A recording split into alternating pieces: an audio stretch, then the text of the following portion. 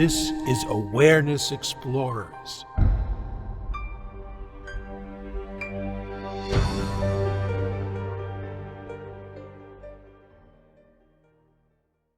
Welcome back, fellow explorers. It's great to have you back on Awareness Explorers. I'm Jonathan Robinson. I'm with my trusty co-host, BrianTomO'Connor.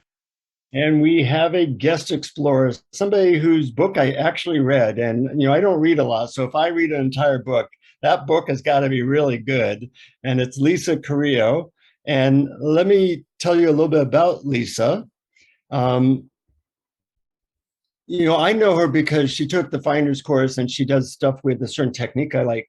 And then I just started to notice that this woman puts out a really good vibration, and started to look into her stuff. So this is what her official bio is. And it said, Lisa had a sudden shift into peace in 2009 during a silent retreat. She saw her previous identity as a mere collection of thoughts. And when those thoughts returned, she questioned them using various techniques, dissolving the ideas of a vulnerable, separate self and returning to a stable experience of the one benevolent flow. She has been influenced by teachers like Adyashanti, Byron Katie, A.H. Almas, Leonard Jacobson, Isaac Shapiro, and Gangaji. She is the author of Living Awake, 20 Techniques to End I Got It, I Lost It. Welcome to Awareness Explorers, Lisa. It's great to be with you both. So I'll let you have the first question, Brian. You also read her book, and I'm wondering what stood out for you. Well, I thought I would be interested in starting with hearing about that retreat that you talked about. I believe in your book, you said it was a silent retreat with Adyashanti, and you said halfway through the retreat, I realized that I was wasting the retreat by focusing on something in the future. So I let go of all goals and just enjoyed following the schedule and resting as simple awareness. And that so resonated with me because when I sit down and think I'm going to get somewhere in the future, that's not what brings about the joy of pure being. So I was wondering if you'd be interested in expanding or filling us in a little bit about that. Sure. What is happening right now is, if you want to think you can get close to the future, this is the closest you can get, because this is real and happening. What's in our head is not, and it's not connected to the future at all. And I had already had a practice where I was focused on sensations moment by moment without judging where they were going, if they were positive or negative, and noticing that we actually enjoy ups and downs, we enjoy undulations. All of what happens can be pleasurable if we enjoy it instead of judge it and place expectations on it. So I switched. I went back into that mode for the retreat. I love that idea. I've started doing a lot of sensation stuff and trying to not judge them, which of course I am very good at doing. And you're right that, to some extent, like if I'm feeling angry, I want to feel angry in that moment. There's like, I got some juice. I feel so righteous. That poor whatever, and to let it pass through. And I'm wondering if you still do that practice and if you do it through daily life, or is it more of a meditation? I definitely feel like whatever is happening to me is my practice. Like I enjoy meditating. It's something I do regularly, but life is my primary practice. Mm-hmm. And yes, with any sensation, like I was feeling my heart was feeling more closed when I was worried about our home and some repairs that need to happen. And when I was noticing those sensations, there was this actual movement to want to change my attitude. Now, not always does that happen. In this case, it did. But that particular sensation came with a sense that it's tightness then relaxes. It just seemed like that's what happens. When you're tight, then you relax. And the more I focused on the tightening, the more it just wanted to relax, not out of a forcing it. So sometimes that's how sensations go. And then sometimes exactly like you say, I'm angry and I can feel the part of me that wants that rush. And I just surrender to that rush and see, where is it going to go? And, you also have a technique in your book, which was kind of like, look for the part of you that wants the situation to be as it is. And I really like that technique. Like if I'm on a call, I'm having trouble, there's a part that, thinks that this jerk is being difficult or whatever, and the part that's self-righteous, but there is a part that is kind of enjoying this situation and wants it to be exactly as it is. And if I can get in touch with that part, it really changes the whole attitude and allows more peaceful awareness to appear. Yes, Never yes. heard it expressed that way. That was brilliant. Oh, thank you. And it's both sides. The part that wants to be self-righteous, I noticed that part. Wow, you want to feel like you're a separate person. You have the freedom to have that experience right now. And then, oh, you want to have a challenge and you want to see what happens when two people go in different ways and where does that go? So both sides, the part that's more into the adventure and the part that's more into separation, they both have complete validity. And what you're doing is really letting go of all resistance to all of it. Right, because I've noticed that there is just a natural movement that moves into harmony. It just happens. I don't have to make it happen. Just the more I notice, the more that seems to just catalyze that process. And of course, we're drawn towards harmony. So I have a question actually for both Brian and you. Something I noticed about your book was that it really dealt with a lot of psychology, Mm-hmm. a lot of changing your interpretations of things. And you interwove it with awareness and how the two can kind of work together in a certain way. And the reason why I say it's a question for both you and Brian is that Brian and I have this ongoing discussion about, I'm a little bit more into self-help than he is, and more of the psychology, and he's more into the purity of awareness. And it seems like you in your book really made them fit, and in your life really made them fit together very well. I'm wondering what that process was, and if you can please convince Brian of the superiority of my ideas in this case. Can I jump in there beforehand, since this was addressed to both of us? This is uncanny, Jonathan, because this was exactly my next question that I have in my notes. Because Jonathan and I have this, we talk about the two-wing analogy, and with one wing being psychological improvement and one wing being experiencing our true nature as pure universal awareness. And I tend to weigh in on one, and he tends to weigh in on another. But you seem to have found a synthesis in your book, a beautiful synthesis where psychological improvement seems to bring about self-realization. In other words, breaking through the illusion of the separate self. Yes.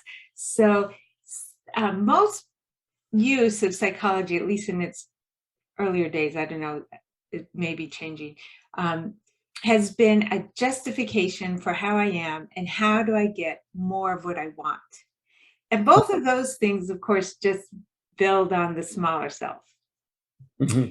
Once we know that we are the infinite, that we are the absolute and unharmable, then when the conditioning arises, what do we do with that?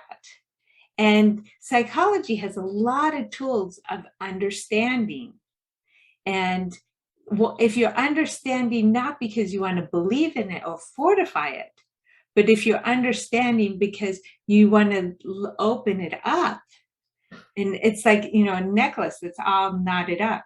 When you start to pull out the knots, you don't have to necessarily unwind everything. Just once you start to loosen it, it can just kind of fall open. So that's how I see psychology working. Hallelujah, sister. But you talk about the illusion of the separate identity. And so I just want to dive into that a little more because it seems central to your book. You call it our thought-based identity. And so what is the separate self? Why is it an illusion? In other words, we do seem to have a body that does seem to be separate. So could you sort of expand upon that for our listeners? Yes. So when we really just sense being and the perceiving that emanates from being, then our body is just one more vehicle of perceiving, of sensations coming in. That's it. It's just a sensation. But the being is, of course, beyond that, as you both know very well. Our separate sense of self is this whole concept we have, our personality, how we want to be perceived, what we think we want, what we think our future should be, what we think our rights are. All of these actually form a box. And it's not very fluid compared to the dynamism of our natural being. Mm-hmm. And it's what gets offended. It's what gets disappointed. It's what gets afraid. All of those things.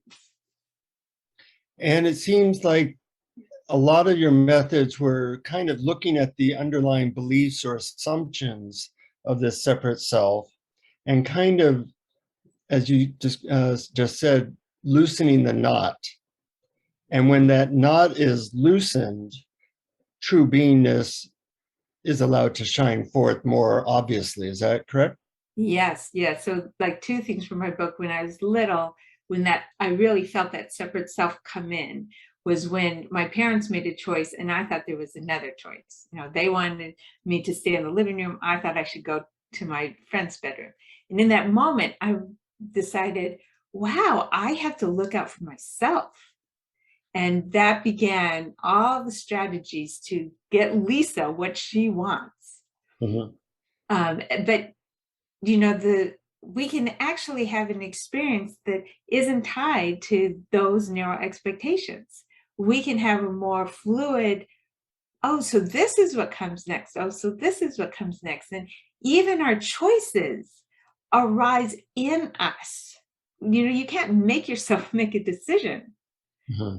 It comes when it comes because this is what comes next. And when we're in that position, it's not even a position anymore. It's so integrated with what is coming next in everything around us. Mm-hmm. So our bodies are not anything. Our personality is just a bunch of thoughts. You know, our bodies are just one more thing in this big world. There's no line between our bodies and something else until we put it there with our thoughts. So all of the patterns and strategies that we have to get what we want and avoid what we don't want, and all our habits and all our opinions about what should happen, this is what really the thought-based personality or the thought-based identity is. And when that gets dropped, or at least sort of ignored, then all the barriers that we divide reality with start to fall away. Is that kind of the idea? And then we see the totality? Right, exactly. Without the thoughts, without believing the thoughts, there's just no boundary. You know, you can imagine when a child first sees, they just see a blur of colors and they don't know what's in front of something else. They don't know and we teach them how to separate everything. Mm-hmm. You know, focusing on thoughts and our interpretations and such, it made me realize you've been influenced a lot by Byron Katie, which of course we had her on the podcast and she's amazing, but her method is very simple. And I found that if I did it, it got a little bit repetitive because it was so, you know, 4 simple questions for every situation. And I liked how you kind of had slightly different questions for different situations that made it so it wasn't mechanical. You really had to think about the answer of each of these questions. And as I explored them, there was a sense of the hardness of the thought, or the naughtiness of the thought would start to dissipate. And I'm wondering if you still use these techniques throughout your day. Is it like your day a bunch of things to do plus, questioning, or did you eventually get where you're not having to do that very much, or it happens automatically? Both, yeah, it doesn't happen. I don't do it nearly as much, but it's still, I mean, several times a week, and it is pretty automatic. Like I had a patient who she didn't come with a full bladder, and that was going to impede the quality of her exam. And I found myself kind of withdrawing, thinking I'm not the kind of person who would show up to an exam like that. And I could feel that withdrawal. And I was curious, oh, interesting. So you still have an identity that you're the good, prepared one. And so I looked at that to see, how does that feel in my body? What does it limit me from experiencing? And something with even using Byron Katie, but any inquiry, I don't stop when my head comes up with an answer. I stop when things change and open in my body and my emotions have a fullness again. It's really key. Yes, really key. Yeah. So, yeah. So, and, by the end of that, I was really enjoying her. We're sharing pictures of dogs. It was very nice. Can you run us through what the questions or thought process might be in a situation like that so our listeners can better understand? Yeah, sure. So here's the sense I noticed, okay, I just pulled away from someone because I have an identity that I'm not like them. So that means I feel safe when I'm responsible in this situation. I feel safe when I'm responsible. So I look to see, is that true? Is it my responsibility that makes me safe? And what does that belief do inside of me? And, there's been many times I haven't done everything responsibly, and it's worked out. In fact, I can find so many situations where instead I found grace. Somebody took over for me where I failed. Somebody over and over. I'm so glad I wasn't responsible. It made me so much more connected. Life is actually about that receptivity, not being just independent. And then noticing that my heart was hardening around that, I could feel how uncomfortable it was to hold that belief. And so I, just gently said, what would it be like to let that go for a little while? And I could feel that part of me really being tired of holding that. And by providing it the reasons that it didn't have to, I could, it just kind of all came together. Yeah. It really is all held together by the word should. That where in every moment we kind of have an idea of how it should go, and it often does not go that way. And these concepts definitely going to block us from all these other good things. Yes, exactly. Yeah. And I think we tend to have a particular should that our particular person identifies around. Like mine was that I should be good and, kind, loving, that kind of stuff. And once I identified that was the little Lisa's core, then I started to see how it came up in just any kind of situation. I could get a notice that I paid my bill late, and something in me would say, well, if I had been more loving, that wouldn't have happened. Like I could connect anything to not being loving enough, right? So it was so irrelevant, like a broken record. And that's one of my favorite techniques, is to just be able to see, once we know that we have a particular one, then every time it comes up, you can just say, oh, that's that same one again. Look at that. And it just releases, because it's so obviously fake at that point. That's a really interesting concept. My old teacher used to call it your core style or personal style. And you're right, like it leaks through everything. You could be cooking something and see it. You could be talking on the phone. You could be exercising. It's always like there. And in the Landmark Forum, they have a term called your racket. You Yes. know, your racket that you're always doing, but you don't necessarily know. And when people find out what that is, it's like, how did I not see this? It was all over the place. Right. Everybody else knows it about you. Exactly, exactly. Usually when I see these things happen, I sometimes say, there goes Brian doing that again.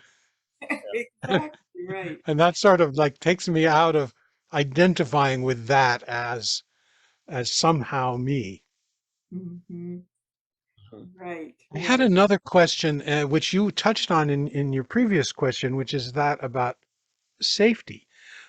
Before I learned about non-dual awareness and self-inquiry practices, um, I learned about the Sedona method, and they have three questions.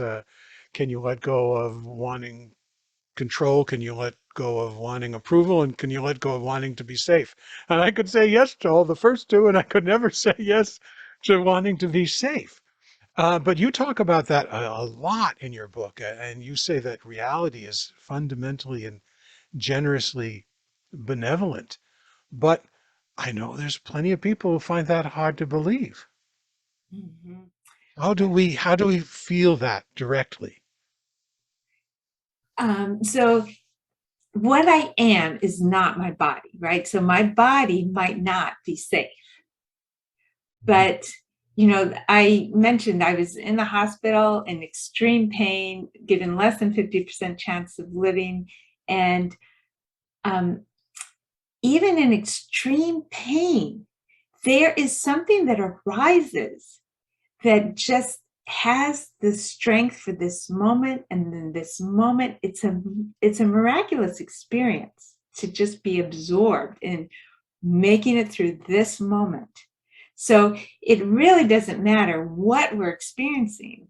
That core being makes it through and makes it through and makes it through until it leaves this body. So we really are safe. We could be starving. I couldn't eat and lost 40 pounds or something. And lo and behold, I was making it through, making it through, making it through. It doesn't matter what is happening. And some of those most intense experiences, you actually get really in touch with that being. There's just nothing else to do but survive. And it is a force. Yeah, yeah, that's a beautiful statement, and I like how you make the distinction. Your body's not safe, but you can't really destroy awareness.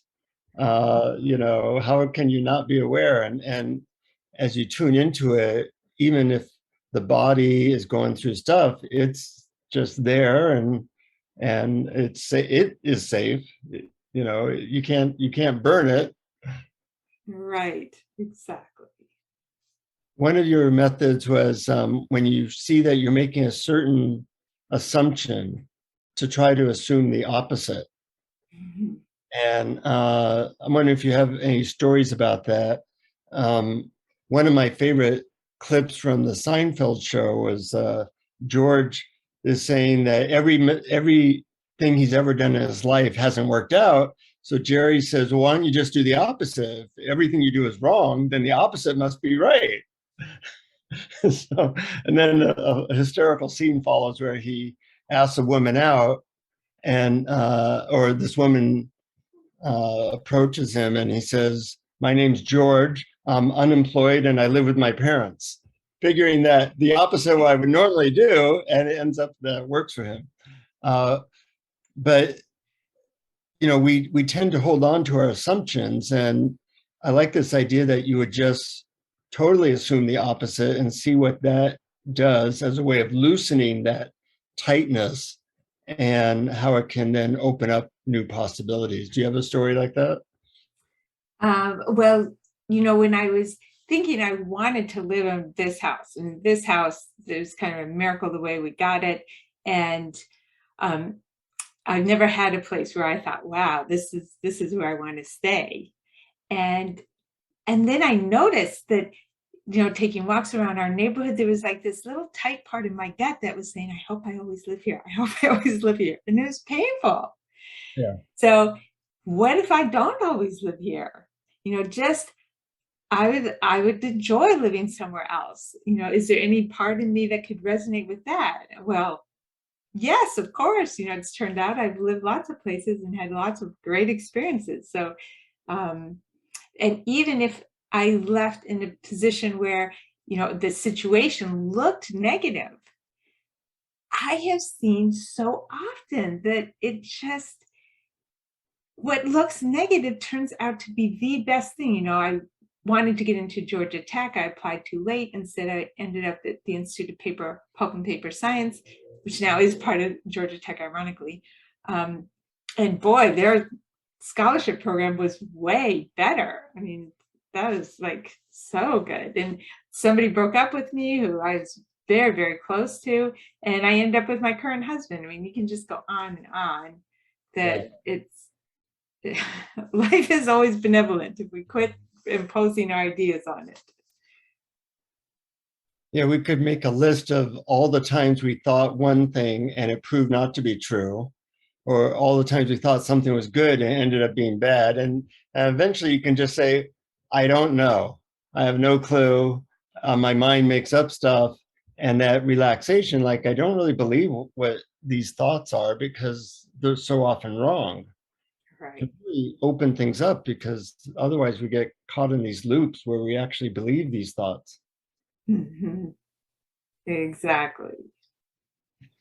One thing in your book that I really identified with was when you talked about the bliss trap, because I remember getting this wonderful, marvelous feeling, and I would sit down to meditate to get it back, and it would be lousy, and then discovering that, whoa, if I'm totally okay with feeling crappy right now, then it would come back, then it would like flow in. And use in your techniques, I think it was technique 16, all the facets. You have an example of the bliss trap where you sat down expecting joy and lightness, but your practice session felt dull. And I was wondering if you might walk us through that a little bit. Oh, yeah, sure. So um, at that point, I was frequently having just this great lightness. And, I just would get so excited about that. But then sometimes this really bad mood would come and I had no idea even where it came from. It's like, I don't even know where there's a thought in here. There's just this bad mood. And fighting it just did not work. So instead, I just sat with, okay, so what does this bad mood actually feel like? And it does turn out that excitement and fear feel almost exactly the same in the body. So many feelings, there's a negative and a positive that feel exactly the same in the body. So if we take off the interpretation of a particular emotion, okay, so this feels like it's heavy, it feels like clay, it feels like it doesn't move. And then I'm like, oh my gosh, this feels like being in the depths of the ocean where everything emerges and, the first primordial things might have been born. Well, probably not very deep where there's no sunlight, but, it feels like that right before birth, that, or right before conception, that Mhm. real, um, surrounded, swathed kind of thing. And then it's like, oh wow, what an awesome experience. And lo and behold, I want that one now. Forget about the bliss. Right. Do you have a question, Brian? Sure, but if you do, I'd be happy to let you go.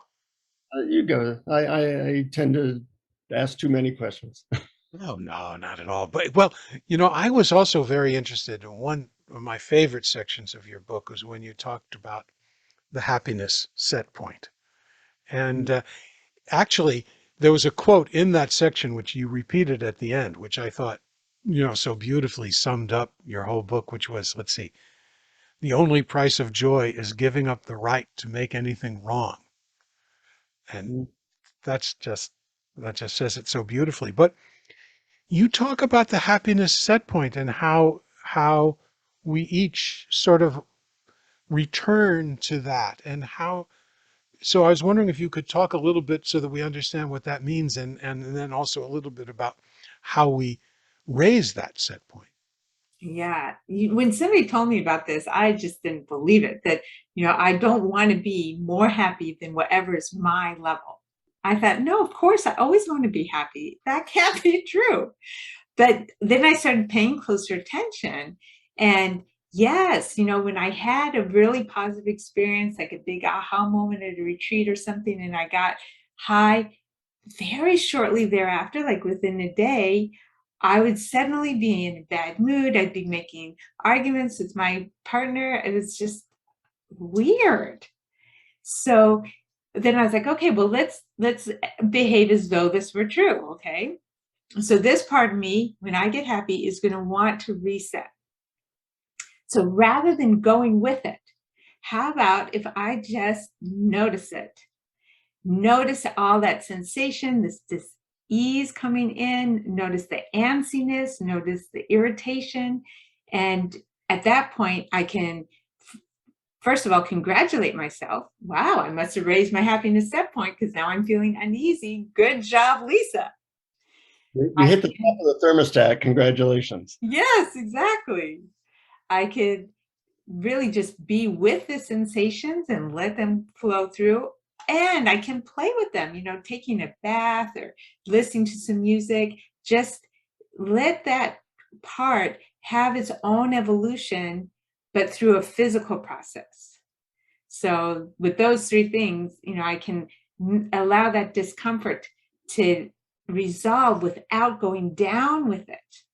So now I get to stay up, and eventually this becomes my new happiness set point instead of what it was.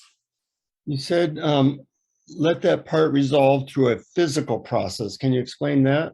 Yeah, so if I take a bath, then that antsiness gets to have its antsiness without, going into an argument. Instead, it gets to relax into water. Or if you watch a movie or read a book, then it carries your body through a whole story, and your body does its, rise and fall, but you're not invested in it. Right, right. You also talked about working with parts that are perhaps hurt or a younger you.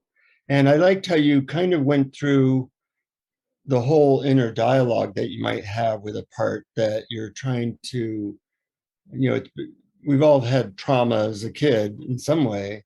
And when it shows up now, how to talk to it in a loving way so that it can, I don't know what you would say, what you're trying to do there, dissolve it, let it know it's love, so it can what?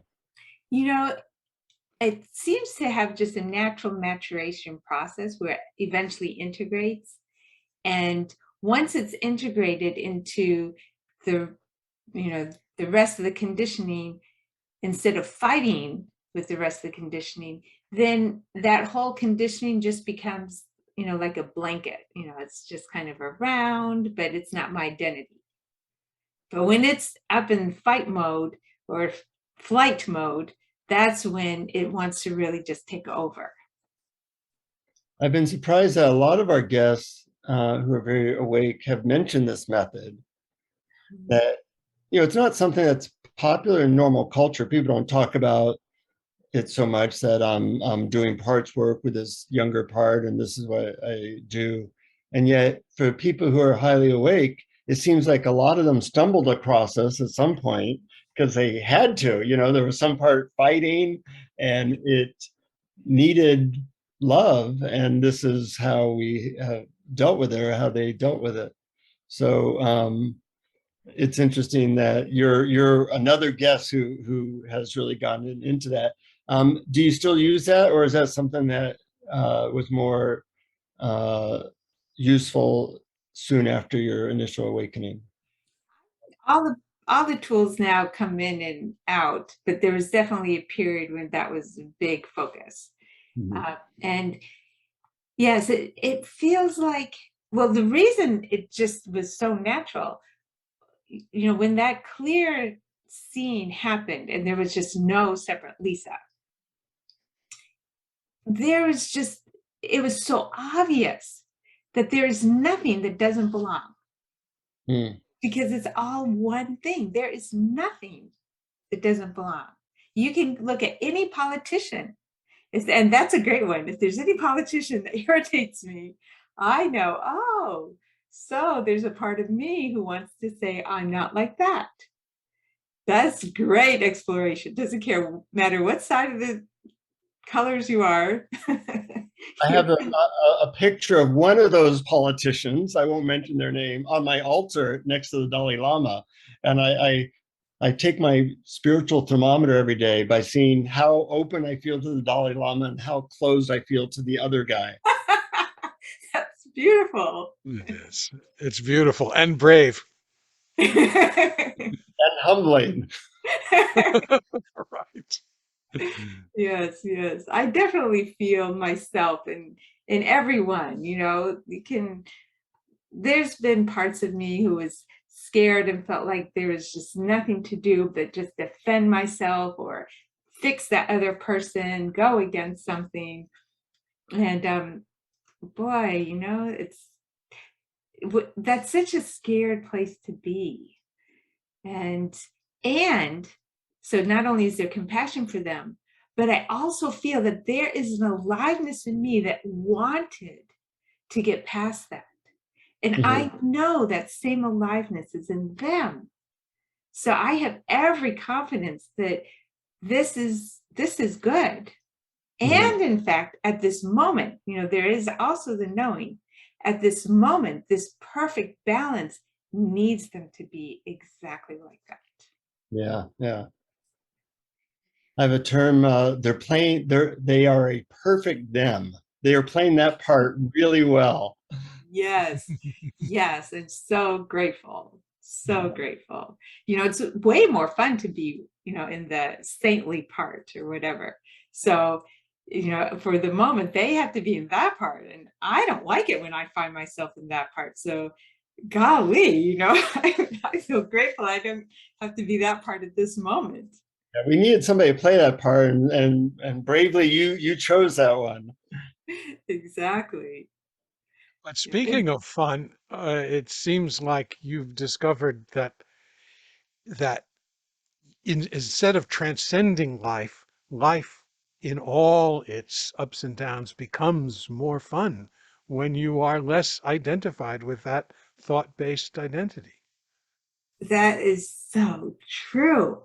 It is all fun because there is a part of me that wants all of it. And having found that, it's so, every time we let go of a part, let go of any tightness, there's this new wow. So if we get to find a new tightness, that's what we get to do. And if we are staying in a tightness, we get to feel what it's like to be solid and, hard. And that is an amazing miracle. That once we've tasted, as you guys have, this everything that's infinite and indestructible, that it would want to be hard and separate, how big and alive it has to be to think that that's interesting. Yeah, yeah. Well, even God wants variety. Apparently, exactly. Is there anything that we haven't asked you, or Brian, that you haven't asked that might be something we've overlooked or something that you might want to add? Um, you know, I love the way you both have highlighted that theme, that something in us wants this moment. And that can be such a big leap to get to that, because sometimes the moment, we just feel scared and hurt. And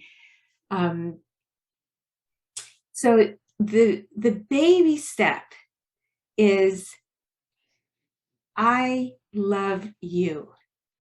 So the resistance to being afraid, the resistance to being angry, that is what becomes the chains. Mm-hmm.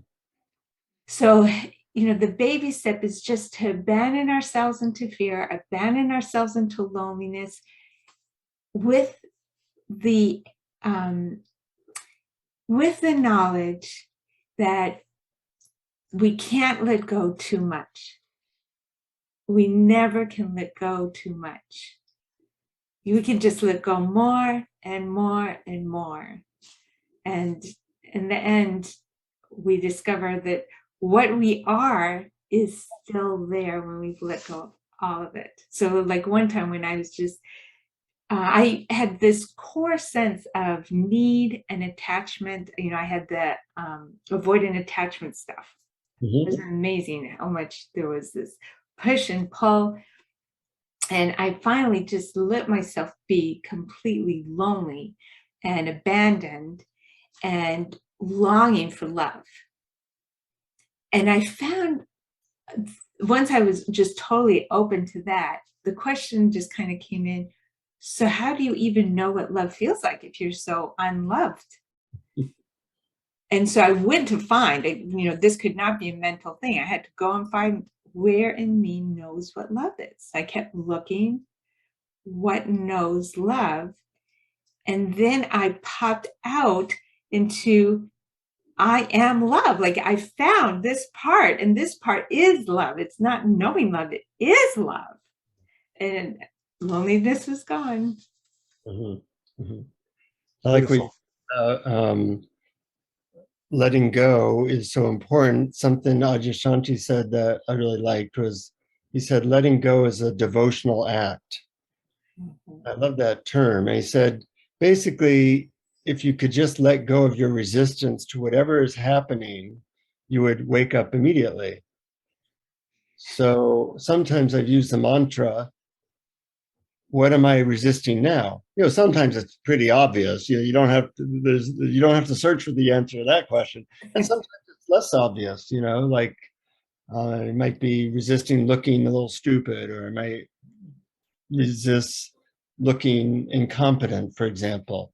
And, if I can let go of that, though, the feeling of freedom, psychological freedom is greater. And then it seems that I'm not something that then I can more notice the peace that's always in the background.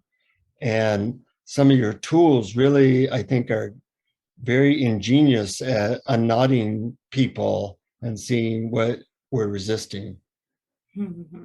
Right. Thank you. Yes. Yeah, you guys just really get the theme. Clearly, it's definitely the choir here.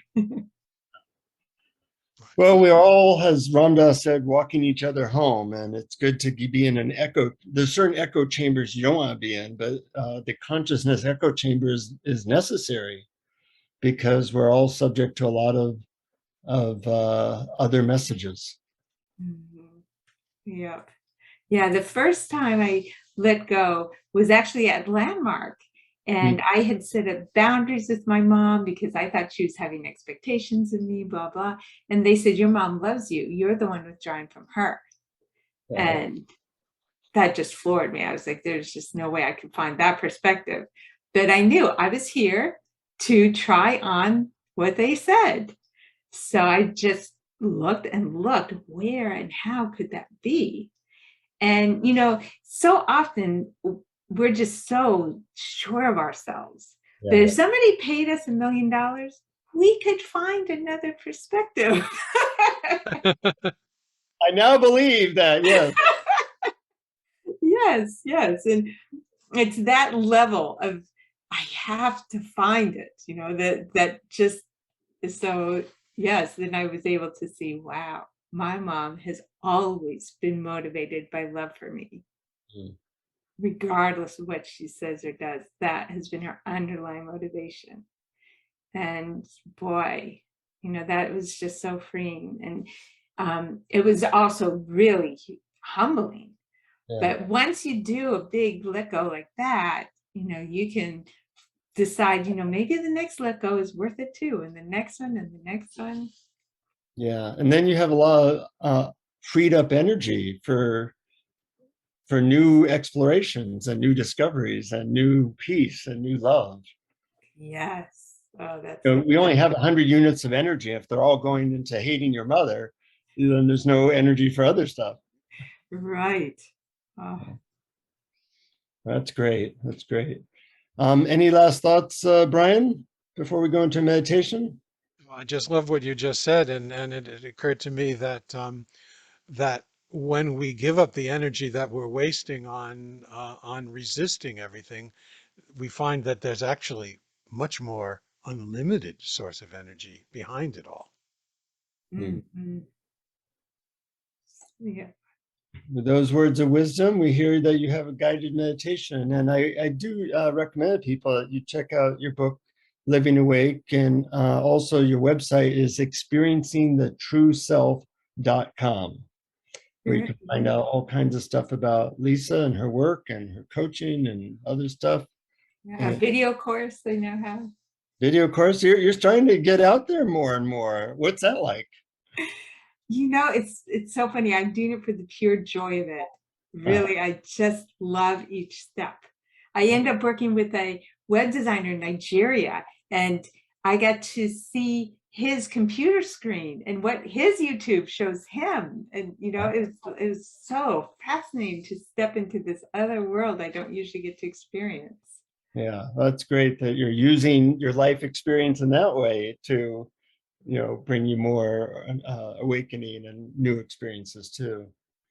That's great. So I'm looking forward to hearing a guided meditation, and then we'll chat for a little bit more after you bring us back. Thanks. So we can just notice our bodies sitting here and take some deep breaths. And as we exhale, can relax our eyes and our jaw, our shoulders and our arms and hands. Just let any tension or holding or constrictions drain down into the earth. And continuing following our breath, do the same, noticing our torso, our pelvis, our legs, our feet. And just let any holding release into the earth. And we can notice our thoughts, notice our emotions, then feel into the aliveness that answers, what am I? Just feel that beingness. And as you feel that beingness,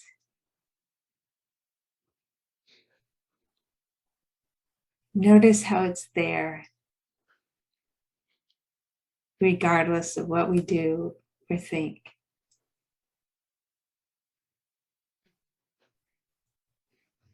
Notice how it can perceive where our ear is without seeing it, our right ear, or our left big toe, our left elbow.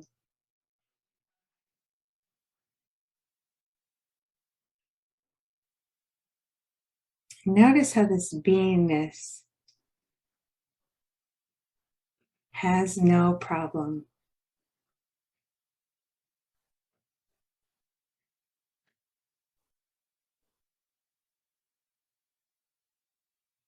Notice how this beingness is now.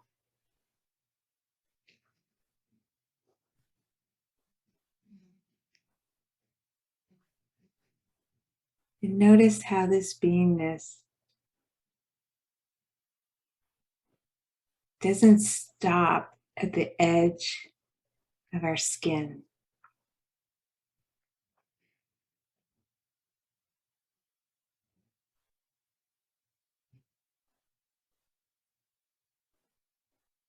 It doesn't have an exact boundary or limit.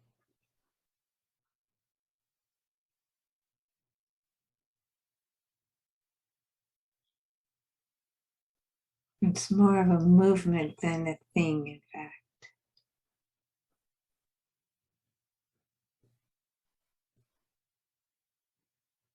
Enjoy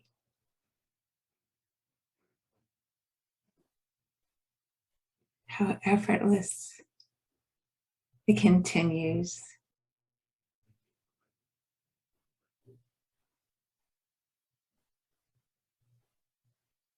Feel its newness,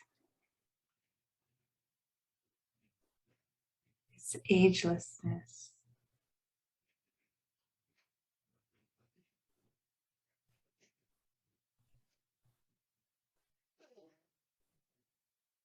How unperturbed it is.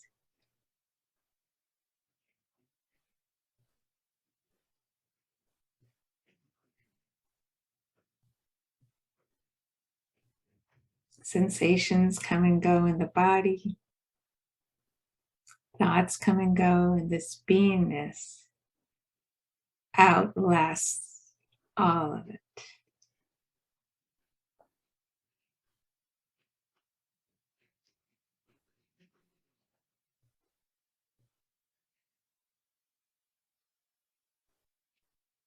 It's not distant from all of it. It's intimate, inherent within all of it.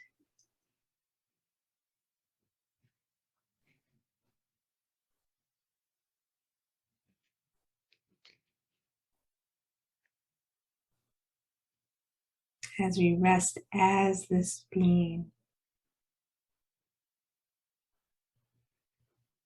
as this movement,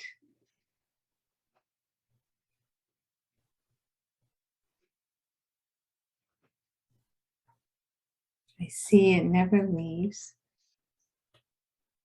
never stops.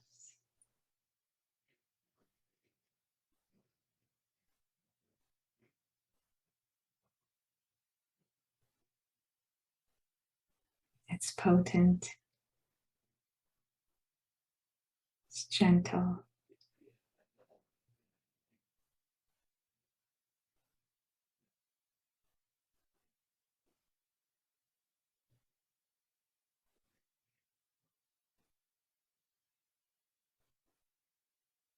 Feel its essence of knowing,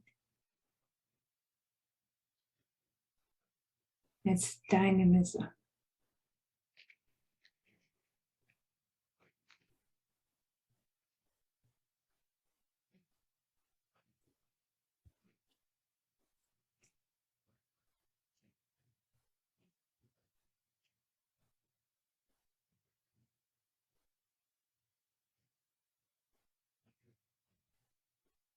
It doesn't have a beginning or ending.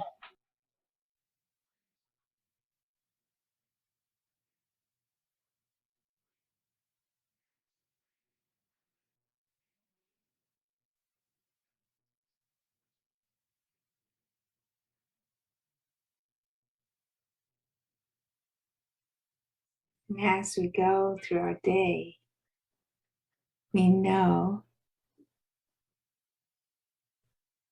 that it's unchanged as it flows in every experience.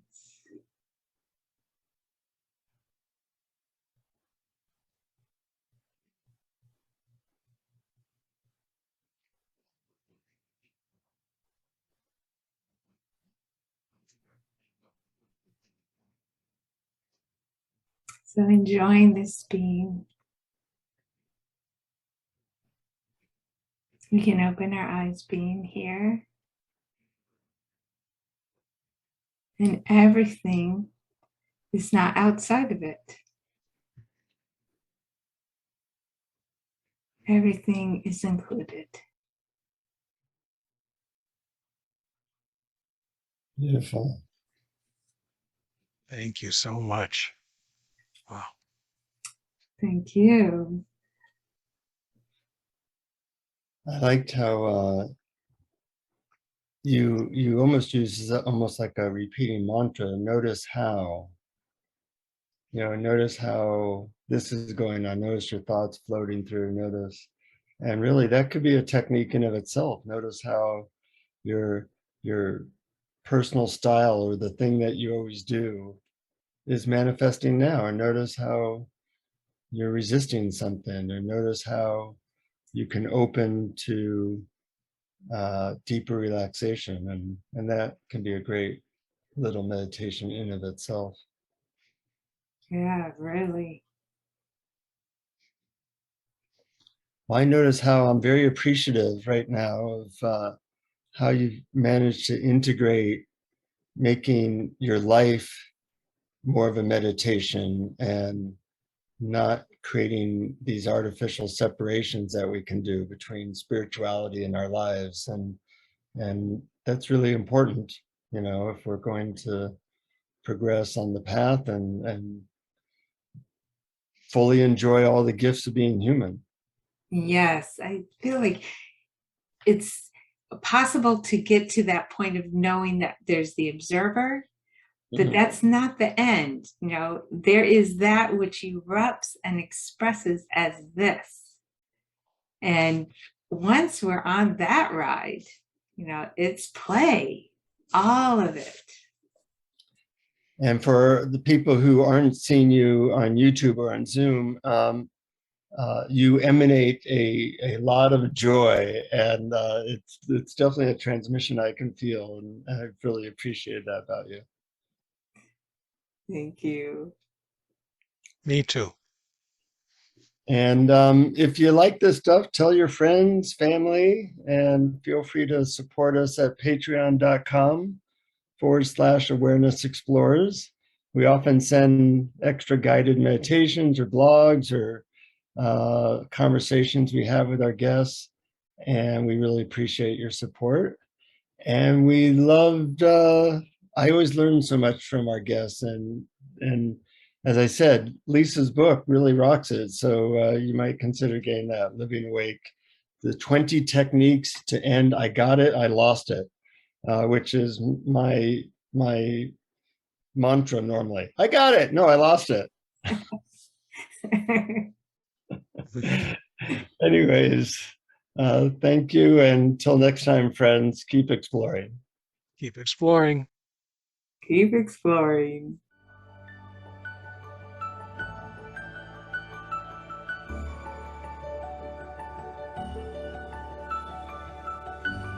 Thank you for listening to Awareness Explorers. To learn more, you can check out our website at awarenessexplorers.com. Please subscribe to our podcast on your favorite podcast app. We'd love it if you would post a review. And please share our link on Facebook and with family and friends, because knowing yourself as awareness is the greatest gift you can give yourself or someone you love.